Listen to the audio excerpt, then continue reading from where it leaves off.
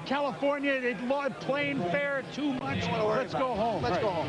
Well, you look at a big receiver, Chris. I thought it was the best value on the board. 6'2½", 210 pounds. He had some injury problems, but when this kid was healthy, 15.9-yard average. He showed that he's a true speed receiver at the combine when he ran that 4.38. Watch him blow past this defensive back who has good size and then compete for the football and show those excellent hands. Does a good job shielding the defender away from the football. Catches the ball. Also, look at the ability to pull away. That's what showed that he was a first-rounder, a mid-first-rounder, was that speed. Here he is against Kevin Abrams, a little corner from Syracuse. Watch him in traffic between Darius, the safety, and Abrams. Here against Virginia, pulls in the long touchdown reception. When he was healthy, as I said, Joe, he was a playmaker. There's very few wide receivers, 6'2½", 210 pounds, that run like Yatil Green and jump like Yatil Green. They also come out of a pro offense like Miami that are still there at this stage of the first round. Well, Yatil Green played 5 games in '96 against ranked teams. We go up to Chris Fowler.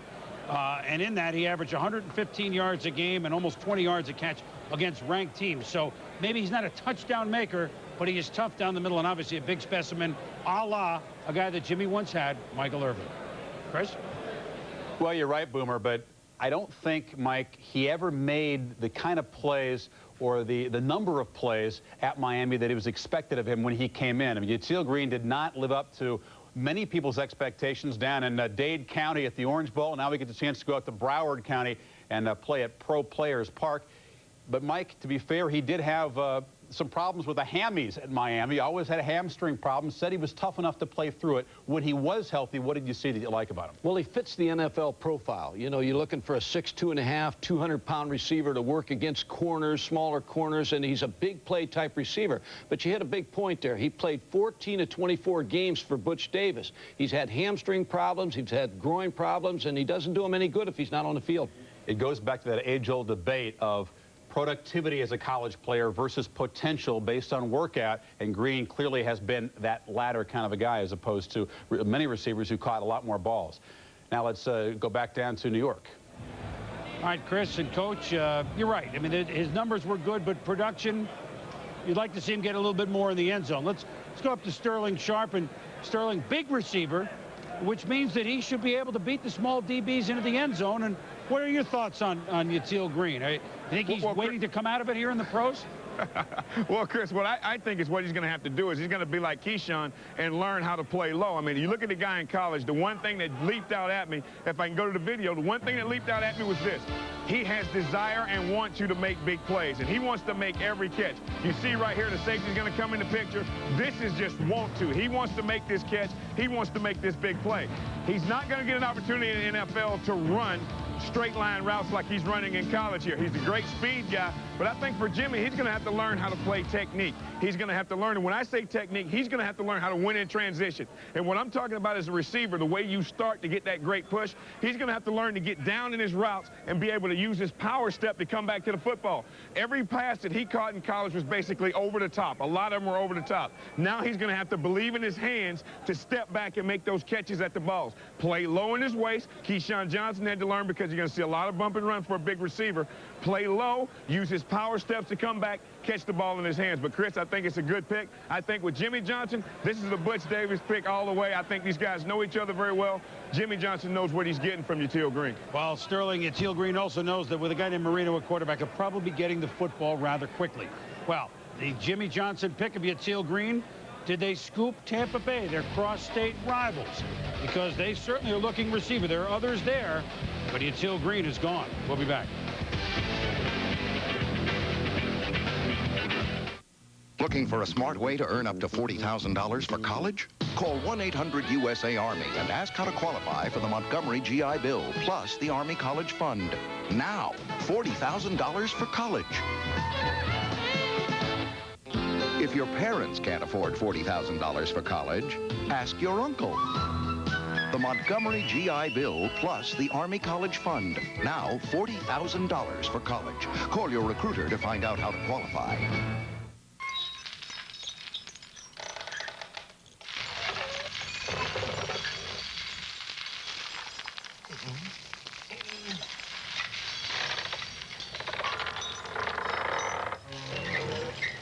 Still waiting for the perfect floor?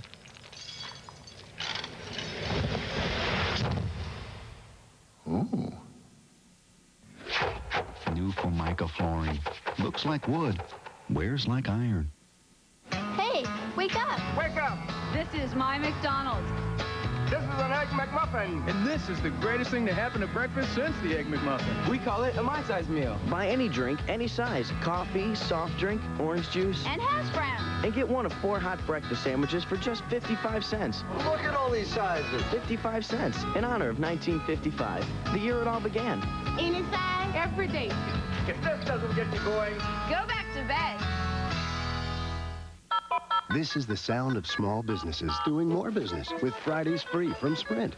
Call now, and your business can get long distance on Fridays free until the year 2000. Call 1-800-598-5000, only from Sprint Business.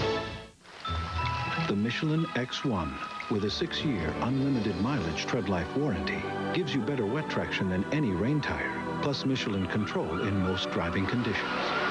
After all, it hasn't rained that much in years. I'd like to think of the Sports Center talent as one big team, a happy family, but with any team, there's rookies, and you got to haze them. You got to earn your wings to be at this place. Fake fan letters. I mean, he's still upset about that. Oh, how about the glue on the keyboard? And then there's the big one, teleprompter. When we return, a very special interview with Seymour Heine.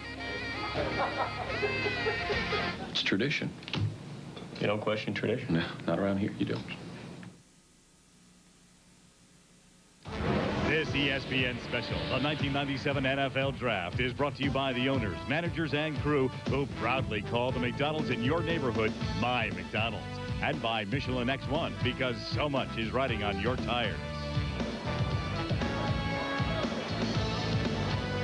We're halfway through the draft of the first round, at least here in New York. The Dolphins have selected Yatil Green, and the Tampa Bay Buccaneers are on the clock with their second #1 pick of the day. They went up to go down. The Tampa Bay Buccaneers went from the #8 hole to the 6th hole at one moment to move up to get the Jets pick. It cost them a 4th-round pick. However, from 6, they went down to 12 in a trade with the Seattle Seahawks. The Seahawks took Walter Jones, and so they gave up a 4, but they got a 3, and they also got Warwick Dunn to pick in the 12 slot. This now a pick they obtained last year from Bobby Beathard to the San Diego Chargers. The Chargers gave up this year's one to take Brian Still, a wide receiver last year, who they expect big things from this season. An injury plague really was never on the field much last year, but now the Buccaneers are at 16. Estevelle, they picked Warwick Dunn. Now they need the guy without a question that can be on the field all the time. Yes, they do, Chris. I think the big play receiver to give Dilfer that weapon, Ray Caruth. Certainly another player that would fit in pretty well when we roll it a little bit is Tarek Glenn, an offensive tackle from Cal, to protect Trent Dilfer, who's not a mobile quarterback. So you have a lot of value still there. But Caruth, the speed guy, we see Tarek Glenn, the big offensive tackle, 331-pounder. I think those two players would make the most sense at this point for the Tampa Bay Buccaneers. About 6.5 minutes to go on the pick. You think they were a little stunned? Not stunned, but... No, I don't think they were necessarily stunned, Boom. I think Yatil Green would have been an excellent choice to them. We talked about Charlie Williams joining that staff. He knows him, of course. So does Butch Davis, and we know Jimmy Johnson's relationship with Butch. So you had a lot of family sort of working together here. I still think that a wide receiver is a good pick for Tampa Bay here. I mean, you take a look at the wide receivers, for example, that they've had. I mean, you've got some people that really don't run that fast. Rob Thomas, Horace Copeland, Alvin Harper, Courtney Hawkins. I think you get Caruth, who's been the fastest in the draft. He gives you somebody that goes down the field. Now you got a playmaker in Warwick Dunn, and then all of a sudden now you get a guy like Caruth going down the field. You also have Riddell Anthony from Florida. Right, Like Hilliard went 7th overall to the New York Giants. Riddell Anthony from Florida, similar to Hilliard, dropped a little bit, but he's still here for Tampa Bay. It would be a good hometown pick for Tony Dungy, but I have to believe Jimmy Johnson saw a lot of Michael Irvin and Yatil Green, and I think that's certainly a nice addition for the Dolphins. Yep. Pick is coming in. They seem happy at Tampa Bay.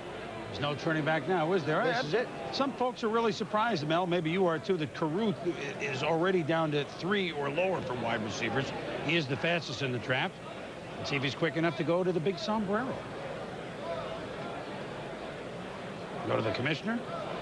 And, well, Tony's smiling, so can't be all bad. 2 first-round picks in the top 16.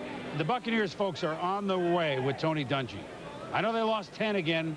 That's not going to happen again this year. That'll end a streak that goes back all the way to 1983.